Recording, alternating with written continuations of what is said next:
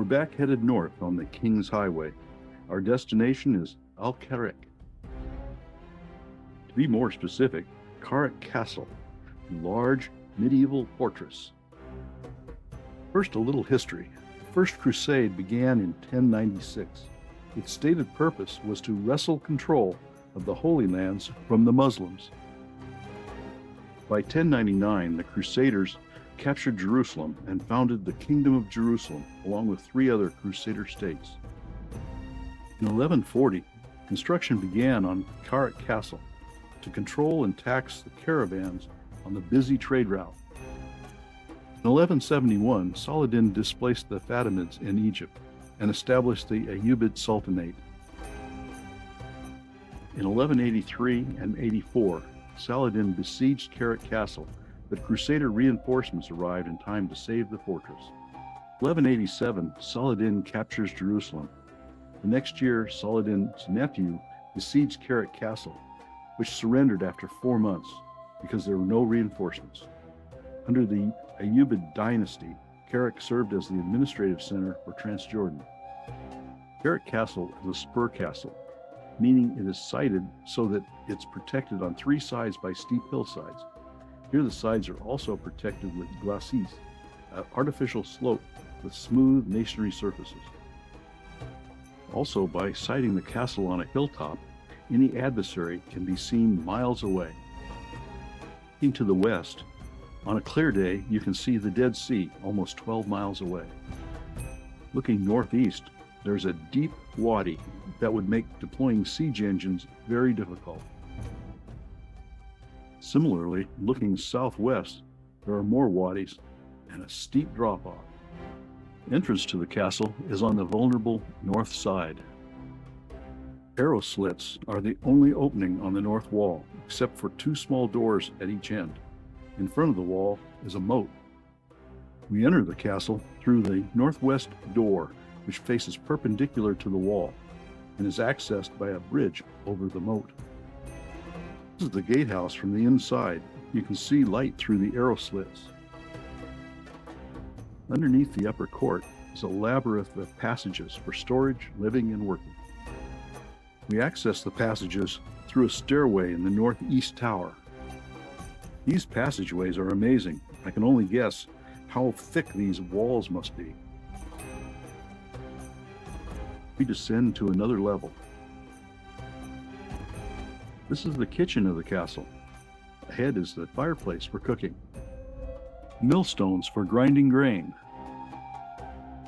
Bottom of an olive oil press. The Crusaders' cells were very Spartan and doubled as a defensive position for archers when under attack. This passageway is lined with these cells. They call this area the prison because under Mamluk and Ottoman occupation, that was what it was used for. There are a few stairways and light shafts, but it was probably light from torches that made it a dark, smoky, damp, and generally unhealthy place. The upper courtyard was generally a breath of fresh air for the castle occupants. There were probably many more structures in the upper courtyard, possibly wooden, which have not stood the test of time. The castle keep, or dungeon, is the heavily fortified area that is the place of last resort in case the castle defenses were breached. Looking across the upper courtyard to the keep. The castle keep was added in the Mamluk period between 1263 and 1517. So-called warrior stone has been dated to the 2nd century, which makes the carving Nabatean. The Crusaders reused any old stones or structures they could find. The Crusaders used rough-shaped volcanic stone to build with. The Muslims used limestone from nearby quarries to repair and expand the castle. Scattered around the castle are carved stones which seem out of place in this utilitarian environment.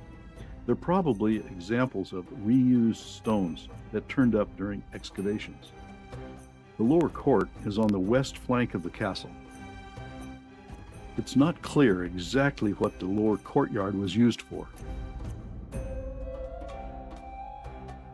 During the Mamluk period, The castle probably housed at least 700 horsemen. The lower courtyard is connected to the upper courtyard by these wide steps, which could be negotiated by a man on horseback. Towering above the lower courtyard are the ramparts and the western towers.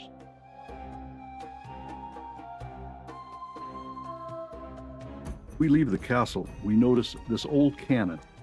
In 1834, the Egyptians imposed a 17-day siege on the town of Al-Karak and shelled the castle and its Ottoman garrison, giving the castle the dubious honor of being the first target of modern gunpowder artillery in the Middle East.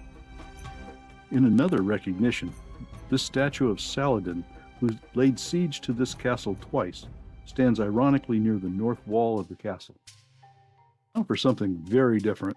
We're back on the King's Highway, headed north to Wadi Mujib. First good look at the Dead Sea, with the cliffs of Israel and the West Bank in the background. The Mujib is a river that empties into the Dead Sea. The western part of the river is a site of the Mujib Biosphere Reserve. Jobber is taking us up the slot canyon carved by the Mujib. We're wading up the Mujib to be more accurate. Colors in the rocks are pretty amazing.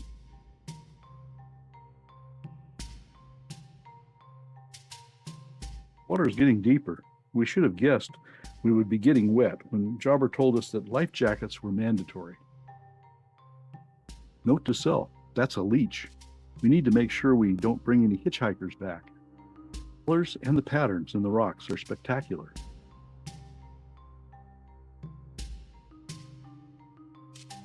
The water is getting deeper and running faster as the canyon narrows.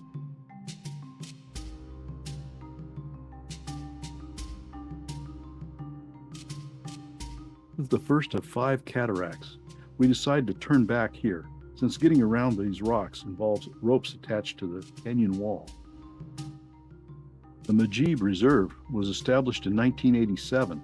In 2011, UNESCO recognized it as a biosphere reserve for its regional and international prominence for its flora and fauna. We didn't see many birds in this part of the reserve, but this one was new to us.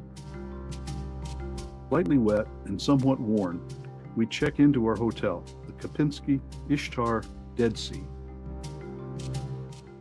We enjoy the sunset over the Dead Sea from our room.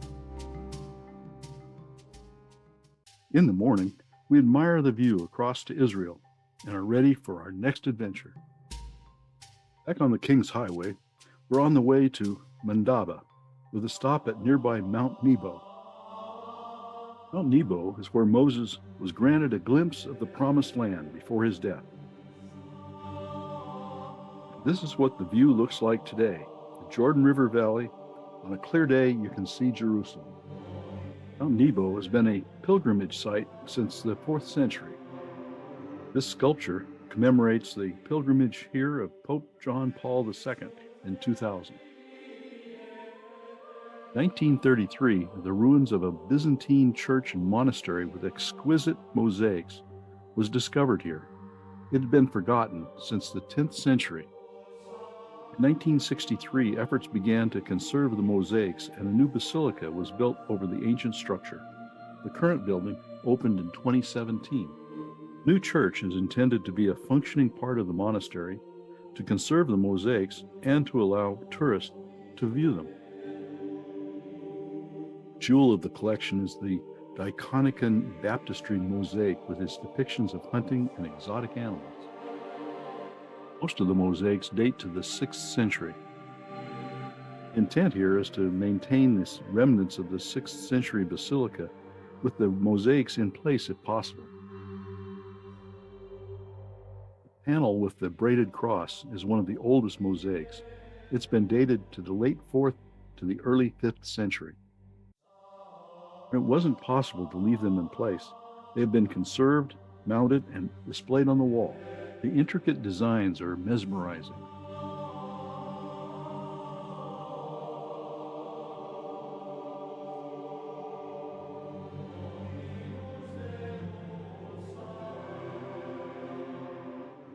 Tessera, the individual tiles, are so small. The colors are still bright because they were naturally colored stones, not glazed tiles, and they were buried and forgotten for 1,000 years.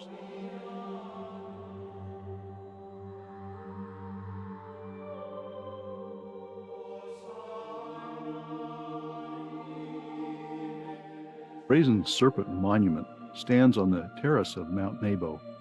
It depicts the serpent that God directed Moses to place on a pole to protect his people from poisonous snakes. More amazing mosaics are displayed in a tent near the Interpretation Center. They've been recently restored and are from a nearby church and are dated to 565. On the way to Madaba, we stopped at a modern-day mosaics workshop to see how the craft is done.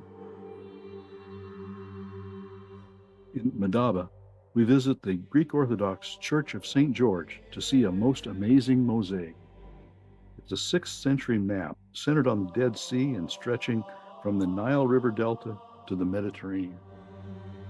Here's the Mediterranean coast of Canaan, today's Israel.